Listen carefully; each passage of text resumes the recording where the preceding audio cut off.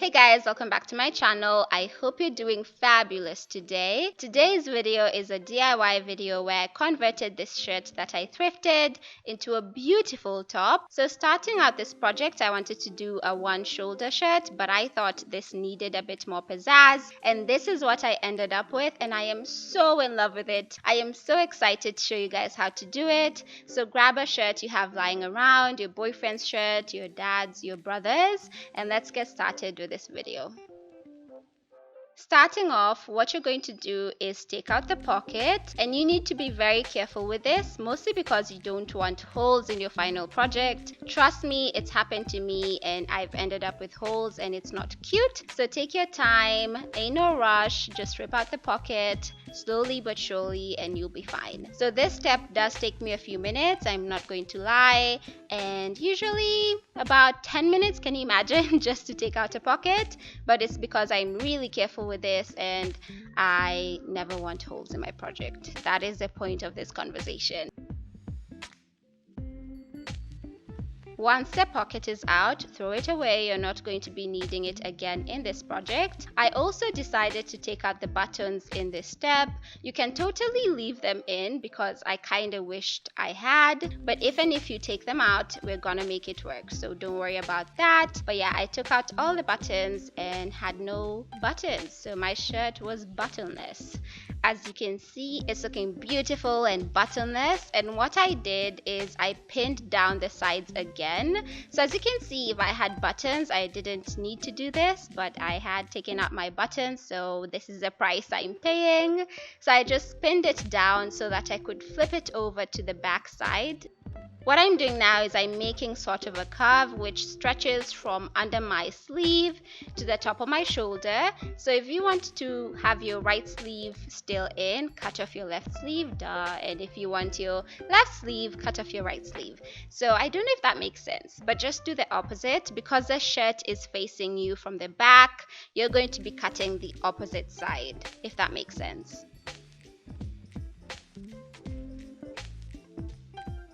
Once I was done, this is what the shirt looks like at this step. Now I'm going to cut off a bit at the bottom, just square the shirt and decide where you want it to fall, like the length of your shirt, and cut off the excess fabric, that way it's not looking too long.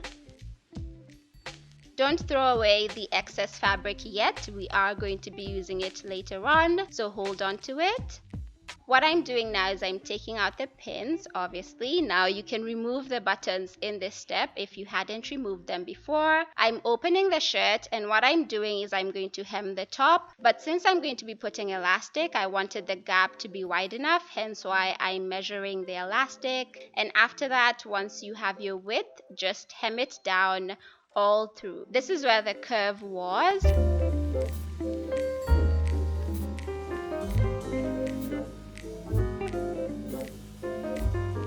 And once you're done hemming, you're just going to sew it down. You don't need to leave a gap because the ends will have gaps, and this is what it looks like once sewn down.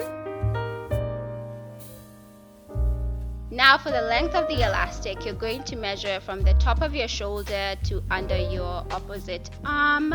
Make sure it's comfortable and it can move around, that way your elastic is not too tight. Mark that point, cut it off, and that's the elastic you're going to be using in this step. So I'm just pinning down one side to my shirt and then using a safety pin on the other side as well. I'm just going to pass the elastic through my gap until it comes out on the other end.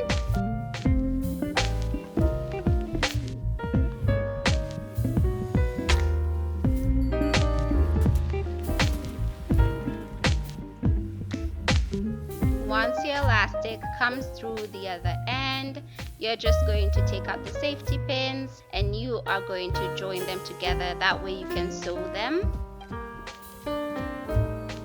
So just sew along the line I'm showing you and you will have a complete circle at the top of your shirt.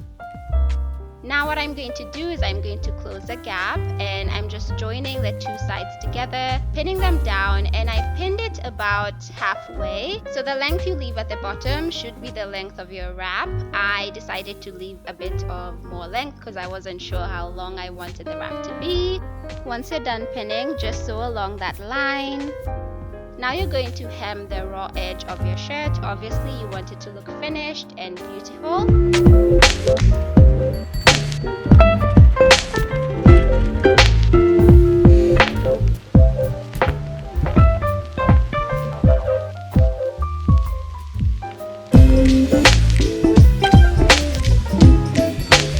And once everything is pinned, you're just going to sew and finish the edge.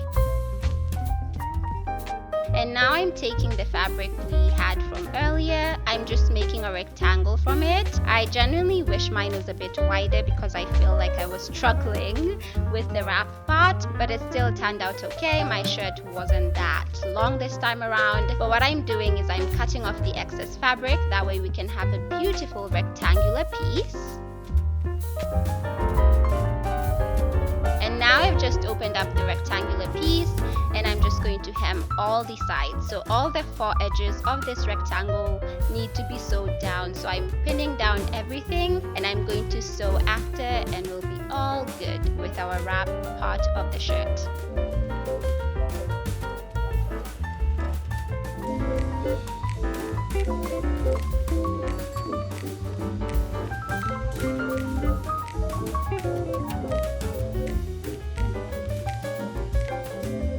Now you're just going to sew along the pins. That way you have a beautiful rectangular piece that has finished edges.